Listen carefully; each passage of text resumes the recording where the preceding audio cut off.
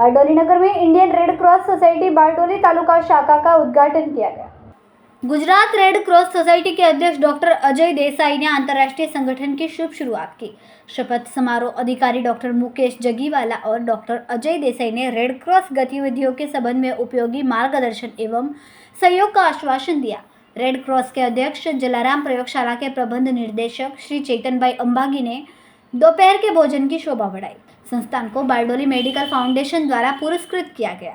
श्री नटूभाई बोरीचा साहब ने स्वागत भाषण दिया। डॉक्टर अश्विन जी गांधी जी ने ऑडियो विजुअल डिवाइस के माध्यम से बारडोली और Indian red cross society Bardoli शाखा के बारे में जानकारी से भरा भाषण दिया। श्री नलिन जोशी ने आशीर्वाद दिया। धन्यवाद ज्ञापन डॉक्टर राजेश महिदा ने किया। बैठक का संचालन डॉक्टर शीतल गांधी एवं श्रीमती जयश्रीबेन सेठ ने किया। बैठक की शुरुआत गोद लिए गए बच्चों द्वारा गणेश वंदना से की गई। संवाददाता Kailash Kumawat, BHP news, Bardoli. Indian red cross Bardoli शाखाનું આજે इंडियन रेड क्रॉसના doctor Ajay Desai vice chairman અને સાઉથ ઝોનના ડોક્ટર મુકેશ જગીવાલા સાહેબના વરદ હસ્તે બારડોલી શાખાનું ઉદ્ઘાટન થયું છે અને આ શાખાના ઉદ્ઘાટન માટે અમારા ચેરમેન ડોક્ટર અશ્વિન ગાંધી સાહેબે અથાગ મહેનત કરી છે અને અમે વાઇસ ચેરમેન અને સાઉથ ઝોનના કોર્ડિનેટર સાહેબને ખાતરી આપીએ છીએ કે બારડોલી શાખા સુરત જિલ્લામાં અગ્રેસર રહી અને લોકોનું અને દરેક લોકોના ઉત્થાન માટે કામ કરશે। અસ્તુ, ધન્યવાદ।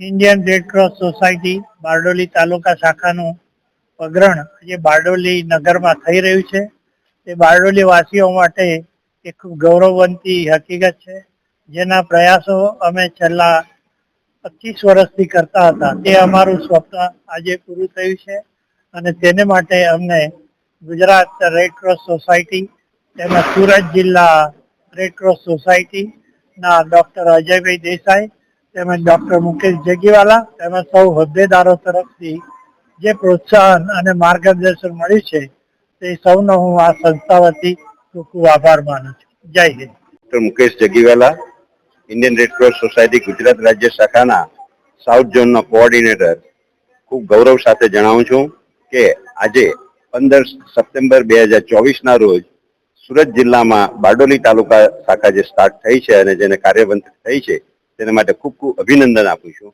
અને સાથે જ 2004થી જે સ્વપ્ન સેવેલું હતું અને તે સ્વપ્ન આજે પૂર્ણ થયું છે તે માટે ડૉક્ટર અશ્વિનભાઈ ગાંધીને ખૂબ ખૂબ અભિનંદન પાઠવું છું। સાથે જ એ પણ જણાવું છું કે તેઓ ફક્ત સર્જન નહીં પરંતુ અહીં તમામ જે વિસ્તારમાં રહેનાર લોકો છે તે દરેકને ખાસ વિનંતી કરીશ કે તેઓનો અનુભવનો લાભ લે અને રેડ ક્રોસ શાખામાં જોડાઈ જાય અને રેડ ક્રોસમાં આપ માનવતાવાદી અને સેવાકીય પ્રવૃત્તિઓમાં જોડાઓ એવી દરેક પાસે નેમ ધરાવું છું, દરેક પાસે અપેક્ષા રાખું છું।